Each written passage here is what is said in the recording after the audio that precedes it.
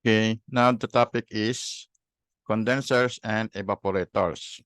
They are all heat exchangers.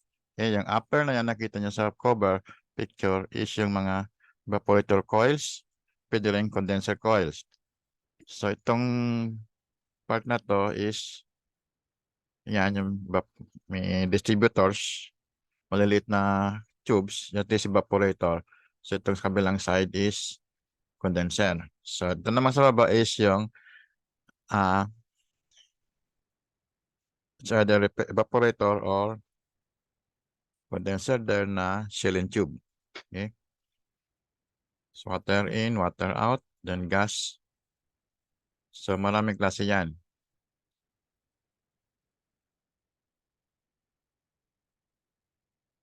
So condenser and evaporator as heat exchangers. So one classification of condensers and evaporators dito sa table 1 is according to whether the refrigerant is on the inside or outside of the tubes and whether the fluid cooling the condenser or being refrigerated is a gas or liquid. So the gas referred to in table 1 is usually the air and the liquid is usually the water, but other substances are used as well. So commonly sa air conditioning, refrigeration is water.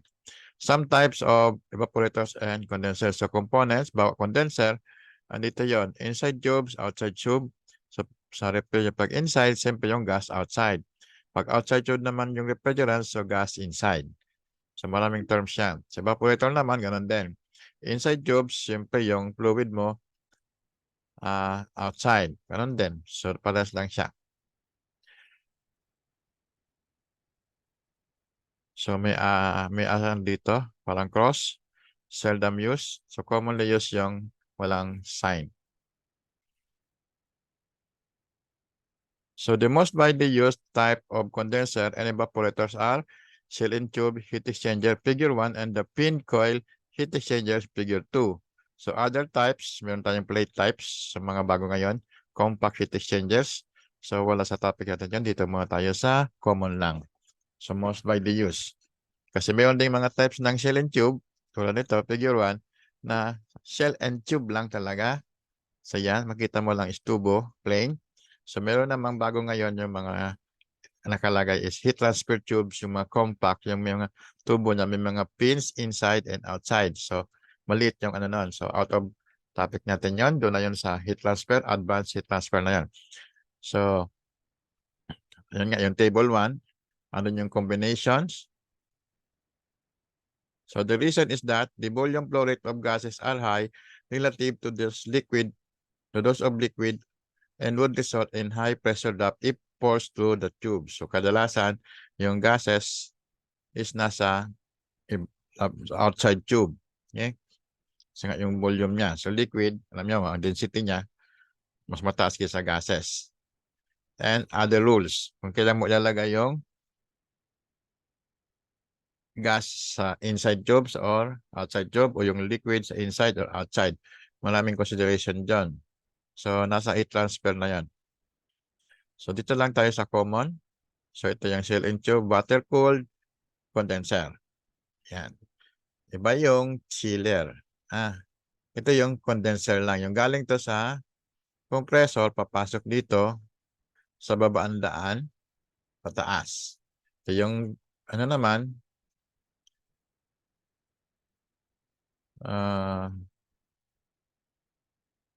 condenser. Tama. Yan. So vapor dito, pasok doon, so makokondense siya, lalabas yung condensate dito. Okay? So yan. So bakit sa baba to? Yan, alam niyo na sa transfer, di ba ang rules? Pag water dito, liquid siya. So, umiinit siya, so tumaba pa yung density. So, tumataas siya.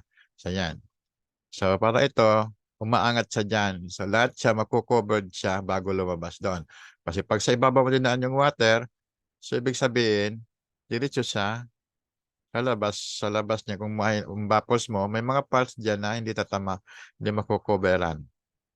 Kapag sa baba, makukoveran siya. Kaya sa baba yung ng water inlet.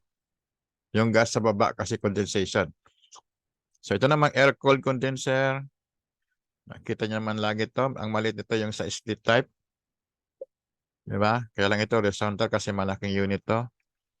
Ito yung mga propeller fan kasi para mag-circulate yung hangin. Ito liquid to gas to liquid o liquid to liquid. Ito naman air. Air to refrigerant or any ano dyan, liquid or fluid. Yan, papasok yung hangin dito palabas. Patama sa pins. Lahat ng may pins is para sa air. Yan. Yan nga, ang galaw.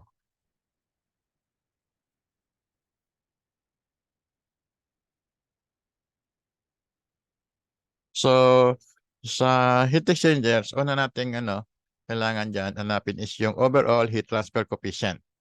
So, the overall heat transfer coefficient for an evaporator or condenser is the proportionality constant which when multiplied by heat transfer area and the mean temperature difference between the fluids yield the rate of heat transfer.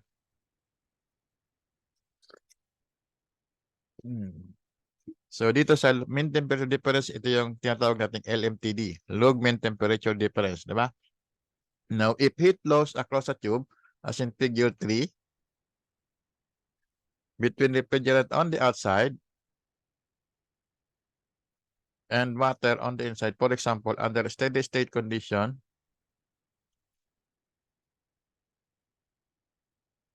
and the rate of heat transfer Q in watts is the same from the refrigerant to the outside surface of the tube to the water. Right,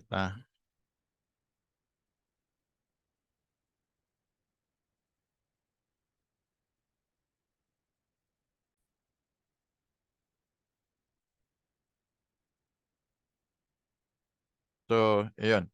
Inaitan ko lang tong water is on the outside and refrigerant is on the inside. Di kasi sabok yata ito nakalagay doon.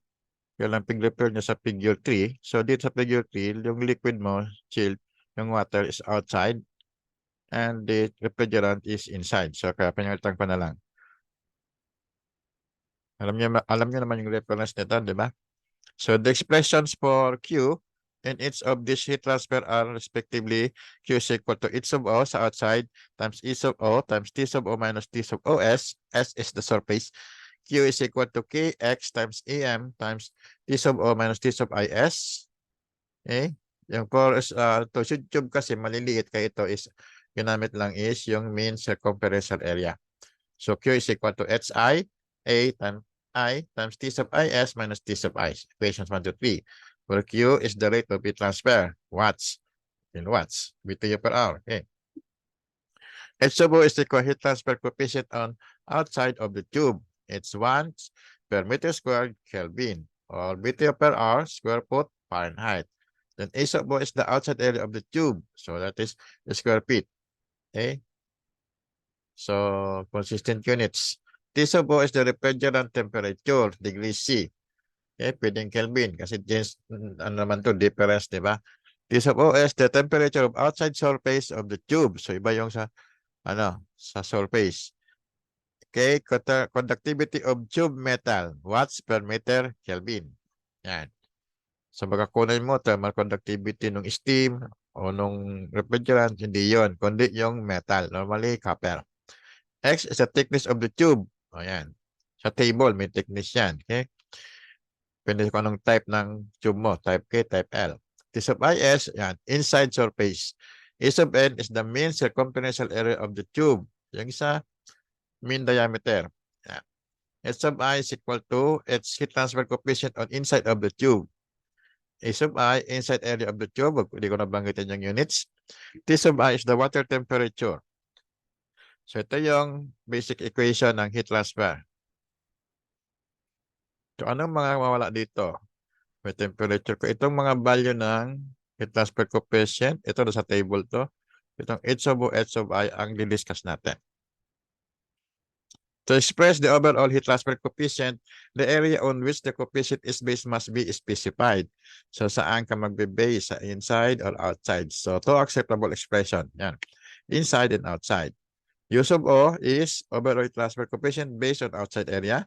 U sub I is the overall heat transfer coefficient based on inside area. Side transfer commonly used is outside. Okay? So to compute the U value from the knowledge of individual heat transfer coefficient, so first divide equation 1 by H sub O over A sub O, equation 2 by KAM over X, and equation 3 by SI AI over I, leaving only the temperature differences on the right sides of the equation. Next, add these three equation, yung mga temperature difference. Yan. Ilan mo yan. So lalabas ito, mag-a-add din. So now, makakancel yung iba, yung mga surface temperature, lalabas yung inside and outside temperature na lang ng fluids. Is equal to Q over H sub O A sub O plus QX over K over A sub M plus Q over S sub I A sub I is equal to T sub O minus T sub I.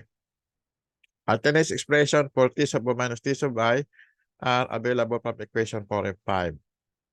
So T sub O minus T sub I is equal to Q over U sub O E sub O is equal to Q over U sub I E sub I. So yan, ito yung base sa outside area. Ito naman base sa inside area. Now, equating equation 6, 7, and canceling Q provides an expression for computing the U values. So 1 over U sub O E sub O is equal to 1 over U sub I E sub I. So ito, equal ito dito, di ba? So yan, 1 over H sub O A sub O plus X over K A sub M plus 1 over S I A sub I. Okay. Now, the principal interpretation of the terms in equation 8 is that 1 over U sub O A sub O and 1 over U sub I A sub I are the total resistances to heat transfer between the refrigerant and water. This total heat resistance is the sum of individual resistance lang kasi nasa series siya.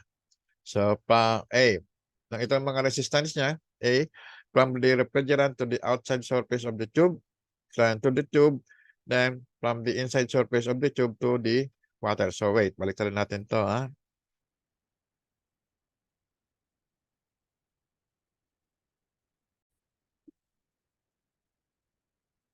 So, yan. A, from water to the outside surface of the tube, 1 over H so A sub O, to the tube, X over KAM. Ito yung mga resistance niya, heat transfer, reminder. C, from the inside surface of the tube to the refrigerant, 1 over HI A sub I. So, yan. Yan yung tatlong yan. Okay? Now, for the heat transfer coefficient, ito yung mga cases. Meron tayong liquid in tube, heat transfer, and pressure drop. Kailangan kasi rin yung pressure drop kasi kung compute ka na sa piping, yung mag-compute ng pump, kailangan malaman yung pressure drop dito sa mga heat exchanger. Okay? There's more detail doon sa heat transfer ng mga books. The expression for the heat transfer coefficient for fluid flowing inside tube is of the form Nu is equal to C times Re and PR M, where N and M are exponent. Ano yung Nu? Nusselt number. Ra, Reynolds number. PR, Prandtl number. Di ko alam pagbasa na. Basta Prandtl. Prandtl. The constancy and exponent in the equation are HD over K is equal to 0.023 times BD mu over rho over mu times 0.8 times CP mu over K, 0.4. Yeah. So dito, ito lang binigay na equation. Sa ibang book, meron siyang rules na ito yung 0.3 for heating of 0.4 for cooling. So dito, since ito ang binigay ng book, ito ang gamitin natin. But H is the convection coefficient. Yan yung tawag na heat transfer coefficient. D is equal to ID of the tube. So inside diameter. Either units. Yan naman mga units yan. Nakikita nyo. Okay. B is the mean velocity of the fluid. Rho, density of the fluid at bar temperature. Mu is the viscosity of fluid at bar temperature. CP is the specific heat of fluid. So may mga table to, di ba?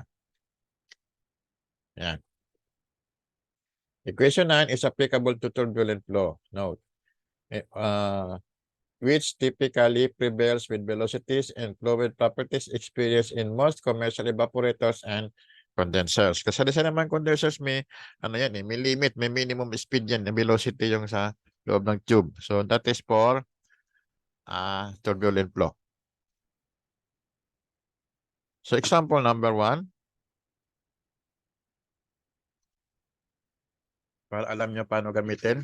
Compute the heat transfer coefficient for water flow inside the tube's 8 mm ID of an evaporator if the water temperature is 10 C and its velocity is 2 meters per second.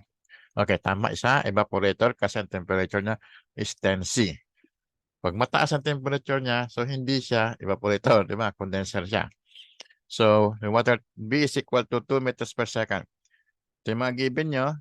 Then required heat transfer coefficient H. Solution, so properties of water at 10C.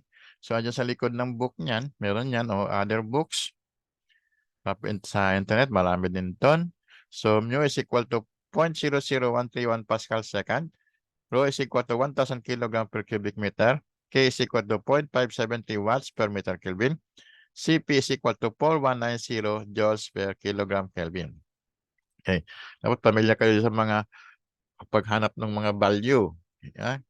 Yun naman kailangan. Pero sa mga book lang dyan sa likod, kasi minsan tanong-tanong lang. So hindi pwedeng tanong-tanong lang. Anong value dito, anong value dito. Yung value mo. Iba pala. May temperature. So Reynolds number, R is equal to BD rho over mu is equal to 2 meter per second. So sabihin natin yung unit. Times 0.008 meters times 1,000 kilogram per cubic meter over 0.00131 Pascal second is 12,214. So lampas siya ng 2,300 yata. Yung sa transition. Mag-turbulent. Okay? So pwede namang wala itong mga units basta consistent. Then sagot na 12,200 without a unit. Okay? The flow is turbulent. So equation 9 applies. So ito yung Prandtl number. PR is equal to 4190 joules per kilogram Kelvin times 0.00131 Pascal second over 0.570 watts per meter Kelvin is 9.6.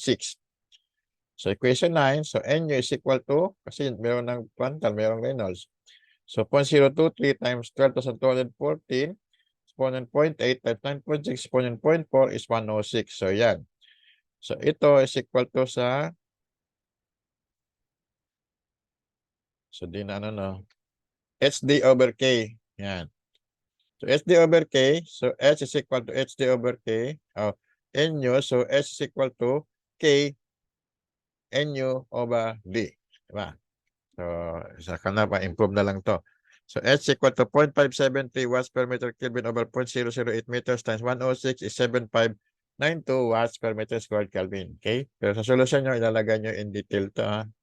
Huwag nyo kalimutan kasi bawal nga yung direct substitution. Ito sa libro kasi to. Yan. So, nakuha mo na yung transfer coefficient. Yan. Okay? Now, as the fluid flow inside the tube to a condenser or evaporator, a pressure, this is inside tube, so that is HI, H sub I. Okay? Now, continue. A pressure drop occur between both in the state tube in the U-bends or heads of the exchanger. Some drop in pressure is also attributable to entrance and exit losses. The expression for pressure drop of fluid flowing in straight line tube, so fluid mechanics nyo, delta P is equal to FL over dB squared over 2 times rho. Delta P is the pressure drop in Pascal kung sa SI. F friction factor, dimensionless. Ito ang hanapin natin yung friction factor. L is the length of tube. Since the pressure drop in straight tubes in an evaporator or condenser may represent only 50 to 80% of the total pressure drop, experimental or catalog data on pressure drop as a function of flow rate are desirable. Okay?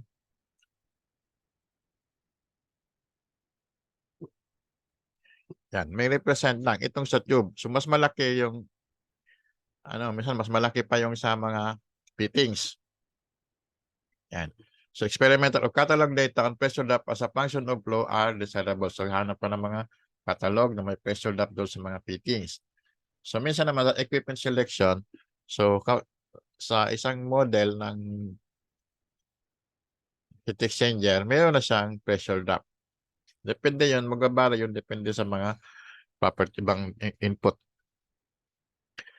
If the pressure drop at one flow rate is known, it is possible to predict the pressure drop at the other flow rates. So the expression applicable to straight tube, equation 10, indicates that the pressure drop is proportional to the square of velocity and thus the square of flow rate. So, dito rin gamitin mo yung bawa, nakita mong isang value sa isang flow, pero iba ang flow mo. So, ito ang gamitin mong equation. Yan. So, the other contributors to pressure drop resulting from changes in flow area and direction are also almost exactly proportional to the square of the flow rate. So, if the pressure drop and flow rate, delta Pi and Wi are known, the pressure drop, delta P2 and at a different flow rate, W2 can be predicted. Okay? So, delta P2 is equal to delta P1 times W2 W1 squared. So, this is flow rate, ha? Wait. Ang ginamit natin sa flow rate is mass. I-check ko lang.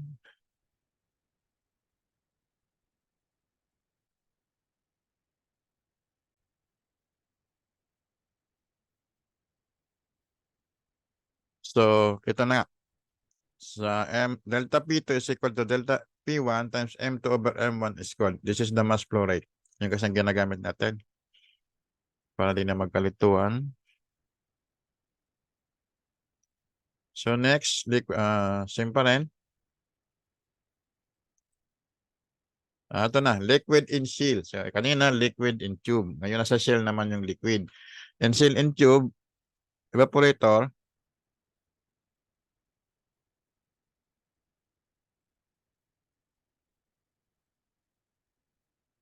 where refrigerant boils inside the tubes, the liquid being cooled flows in shell across bundles of tube, as shown schematically in figure 3. Okay, more on liquid in seal, liquid in tube, kung saan ilalagay, refer na lang ka sa mga handbooks.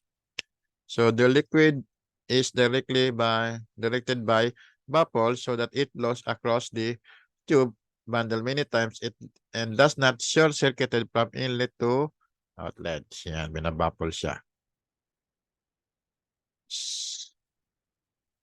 Liquid being chilled. So, papalamigin. Okay, tama sa taas to. Liquid chill. Kasi lalamig siya, bumababa yung ano niya. Bumibigat. So, minsan naman, pag yung ordinary water is pataas. Depende sa ano, configuration mo. So, the analytical prediction of the heat transfer coefficient of liquid flowing normal to a tube is complicated in itself, and that complex flow pattern over a bundle of tubes makes the prediction even more difficult kasi nga sa mga bubbles. In order to proceed with the business of designing heat exchanger, engineers resort to correlation that relate the Nusselt, Reynolds, and Prandtl numbers to the geometric configuration of the tubes and bubbles. Experimental correlations. Yan. Such an equation by Emerson can be modified to the form SD over K times terms controlled by geometry times RA exponent 0.6 times PR 0.3 times mu over mu W exponent 0.14. So where mu is the viscosity of fluid at bulk temperature, yung average temperature at the center of the, or average na. Nasa na pala tayo, liquid and shell. Mu sub W is the viscosity of fluid at the tube wall temperature, VCS. So hanapin mo yung wall temperature. Sometimes ina-assume na lang yan na mas mataas ng konti kaysa dito sa mas mataas o mas mababa kaysa dito sa bulk temperature. The Reynolds number in this equation is GD over mu, where G is the mass velocity or mass rate of flow divided by the characteristic flow area. Kasi wala ka namang diameter.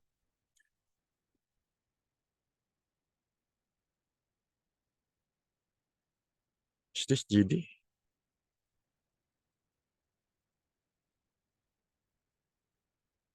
Ito naman is characteristic width. Okay.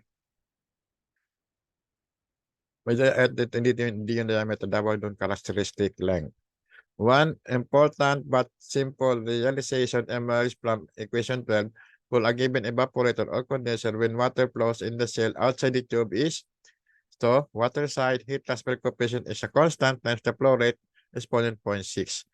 The convection coefficient varies as the 0.6 power of the flow rate compared with 0.8 power of for flow inside tubes as indicated in equation 9. So, ayan. So, the pressure drop naman of liquid flowing to the shell across the tube bundle is also difficult to predict analytically. But when done, an experimental point is available for one flow rate, prediction of the pressure drop at other flow rate can be made quite accurately. So figure 4 shows the water pressure drop taken from catalog data of water chilling evaporator. The applicable exponent in the pressure drop flow rate relationship here is 1.9. So yan. Water flow rate and pressure drop. Ganoon din naman sa mga catalog. May makikita kayo. Okay? So andun yung mga value. Other handbooks, may mga table sila. May mga equation din sila dito. Lalo na sa dito, extended surface. Extended surface, ito yung mga pins. Di ba? Kita niya yan. So, dito mo ito sa basic ng ano. So, na-discuss na rin ito sa heat transfer. So, when one of the fluids in a condenser or evaporator is a gas, hereafter considered to be air, the properties of air compared with those of liquid such as water result in heat transfer coefficient of the order of 1/10 to 20th of the water. So the air side resistance in a configuration such as shown in figure 2 would provide the controlling resistance. In order to decrease 1 over HA, the area A is usually increased by using pins. Yan.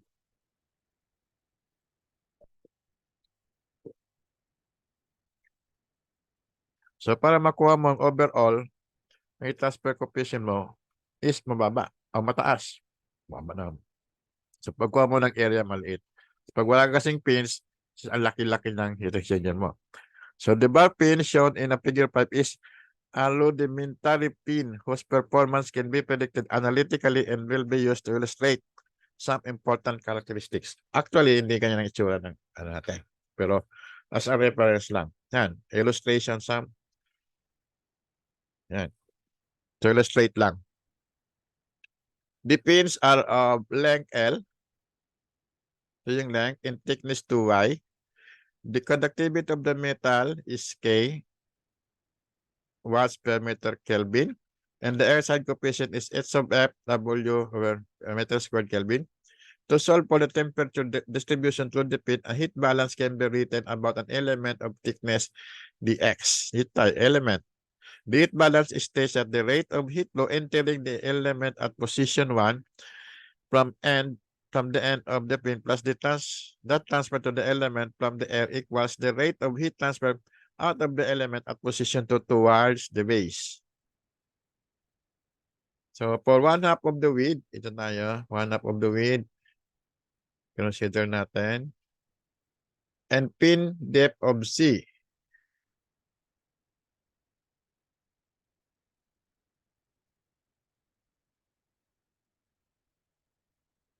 Yung C, ganun.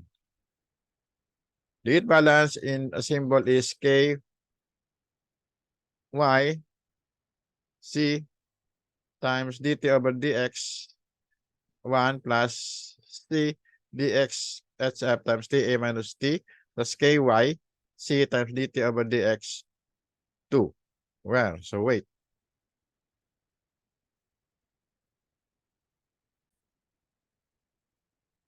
Okay, so nilagay ko to dito.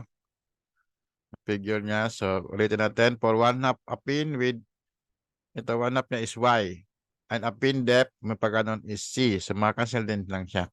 The heat balance in symbol is at point 1. So ito, iba KA times derivative T over derivative of T with respect to X ang formula at that point. So that is yung K times YC is the area nito. C times yung kalahati niya is Y. So, yan. Then 1 plus ito kasi sulit. So dito naman sa labas, yung conduction is C, yung length niya times yung area nito, dx. Yan. H sub F. Yan. Okay? Natrace na. Times TA minus T. TA yung ambient air. So, mag-add siya dyan sa 1. Then, outside, so is equal to K times YC uli times dt over d is equal to 2. So, yan. So, well, T sub the temperature of air. T is equal to temperature of pin. Canceling C.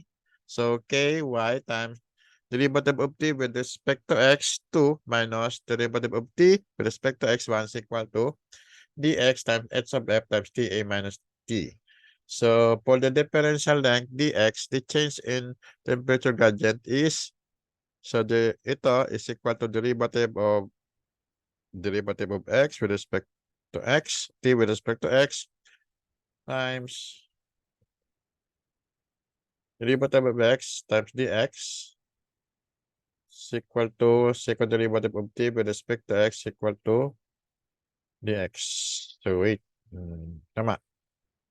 Substituting in equation 15, we get second derivative of t with respect to x squared is equal to hf times ta minus t over ky. This is now equation 17. So ito na yung basic equation sa extended surface. May ayusin lang ako. Okay. By solving the second order differential equation 17, the temperature distribution throughout the pin can be shown to be T minus TB over T sub A minus T sub B is equal to hyperbolic cosine M times L minus X over hyperbolic cosine of ML, where T sub B is the temperature of the base of the pin. M is equal to the square root of S sub F over KY. Yung derivation yan, doon na kayo sa transfer. Di umaba. When a pin coil cools air, points in the pin farther away from the base are higher in temperature than points close to the base. The net result of the higher temperature of the most of the pin is that less heat is transferred than if the entire pin were at that temperature T sub B. So the ratio of the actual rate of heat transfer to that which would be transferred if the pin were at temperature T sub B is called the pin effectiveness. Pin effectiveness is equal to N, or Greek symbol. N is equal to actual Q divided by Q if pin were at the base temperature. Okay. Harper and Brown found that the pin effectiveness for the bar in figure 5 is hyperbolic tan of ml divided by ml. So the ball pin is not a common shape, but the dominant type of pin surface is a rectangular plate mounted on cylindrical tube. So the net result is a rectangular or a square pin mounted on a circular base, one section of which is shown in figure 6A. Yeah. Ito naman is effectiveness of a rectangular plate pin by treating it as an annular pin of the same area. So pagkuha nito. So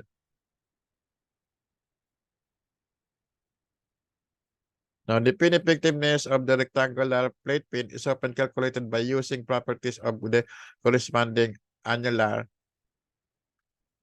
figure 6B, for which a graph of the pin effectiveness is available. So, may graph sa ARI na yata ngayon, ating ARI standard, ARI, AHRI.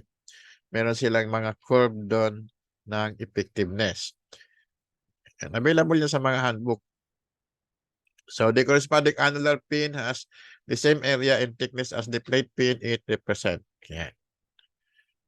So ito yung kukunin mo, makukuha mo yung pin effectiveness. Sagat-sagat lang maghanap ng mga data. So example number 2. What is the pin effectiveness of a rectangular plate pin made of aluminum 0.3 mm thick mounted on a 16 mm OD tube if the vertical tube spacing is 50 mm and the horizontal spacing is 40 mm. The air side heat transfer coefficient is 65 watts per meter squared Kelvin and the conductivity of aluminum is 202 watts per meter Kelvin. So given, sabi niyan, 2y is 0.3 mm. Yan yung plate thickness ng pin. Or 0.0030 m or y is 0.00015 meters. 16 mm OD tube, vertical tube spacing is 50 mm, horizontal spacing is 40 mm. So H of F is 65 watts per meter squared Kelvin and K is 202 watts per meter Kelvin. Required is the pin effectiveness. Solution. So the annular, tingnan nyo yung figure, the annular pin having the same area as the plate pin has an external radius of 25.2. Tama? Radius, 25.2 times 2 is 50.8. Kunin mo yung equal area niya. Diba? Ano yung area nito? 50 times 40 minus 5 over 4 times 16 squared. So, equate mo naman dito, pi times d 4 over 4 times d e squared equivalent minus 16 mm squared over 4. Equal mo siya, makukuha mo itong d 50.4.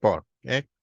So, the half thickness of the pin y is 0.15 mm or 0.0015 meters. So, m is equal to the square root of 65 over 202 times 0.00015 or 46.3 meter per meter. So, r sub a minus r sub I m is equal to 0.0252 minus 0.008 times 46.3 is 0.8. Kaya yan. From figure 7, for RE over RIM is 0.8. So, RE over RI is 25.8 over 2. Right? Is equal to 3.50. The pin effectiveness N is 0.72. Yun. Dito, 0.72. Kaya ingatan nyo ha, pag kuha ng mga value, i-graph nyo siya ng align na align, hindi tabingi. Huwag yung i-drawing yung graph. Drawing nyo ulit. Huwag yun. So, this is isang approach lang to. So, ibang book, may ibang approach. Pagkuha niyan. So, meron din sarili silang formula niyan. Okay? Halos dipit-tikit lang.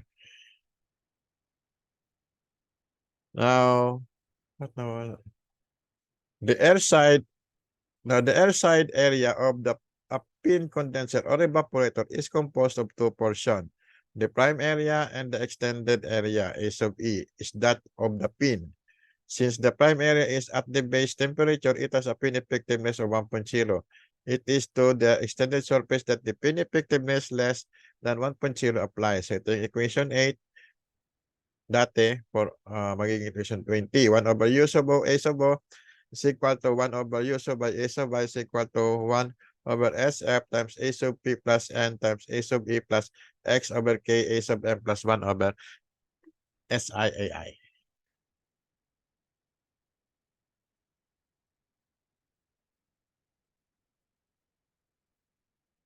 Okay. Okay. So, next is the bayan. Gas flowing over pin tubes, heat, transfer, and pressure drop. Ito na yung air. Nagpo-flow doon sa mga evaporator coil. Iba yung mga sa aircon. A precise prediction of air side heat transfer coefficient when the air flows over pin tube is complicated because the value is a function of geometric factors. That is the pin spacing, the spacing in the diameter of tube, and the number of rows of tubes deep. Usually, the coefficient varies approximately as the square root of the phase velocity of the air. Approximation lang naman to, pero meron tantong detail. So, a rough estimate of the airside coefficient itself can be computed from the equation derived from illustrative data and RE standard. Ngayon, AHRI na to. So, H sub is equal to 38 times B exponent 0.5, where B is the phase velocity in meters per second. More on heat transfer, doon kayo tumingin pag gusto nyo yung i-detail. Yan, in-explain nyo na, dinescribe lang dito na approximation lang ito. Na. Okay, so ayan, ano ko lang tong S sub F. Now, for the pressure drop, the drop in pressure of the air flowing to a pin coil is also dependent upon the geometry of the coil. So, figure 9 shows the pressure drop of a commercial cooling coil when the pin surfaces are dry. Yan. Figure 9. Pressure drop of air flowing to a pin coil. This is from heat exchanger ni bond heat transfer. Yan. Titingin tayo sa mga brochure. Kaya dapat meron kayong collection of catalog brochure para sa mga ganito. Wag yung kahit soft copy. Minsan nawawala. Pati hard copy. Noon kasi hirap hanapin ng mga ganito. Ngayong available na, ayaw na. Okay? Hindi na pinapansin.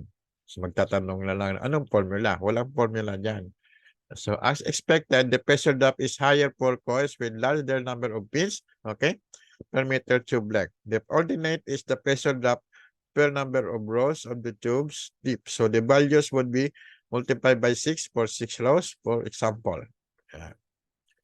For the coil in series whose pressure drop are shown in figure 9, the pressure drop for a given coil varies as the phase velocity to the 1.56 power. The exponent is fairly typical of commercial plate pin coils. Yan. Okay. Pass muna.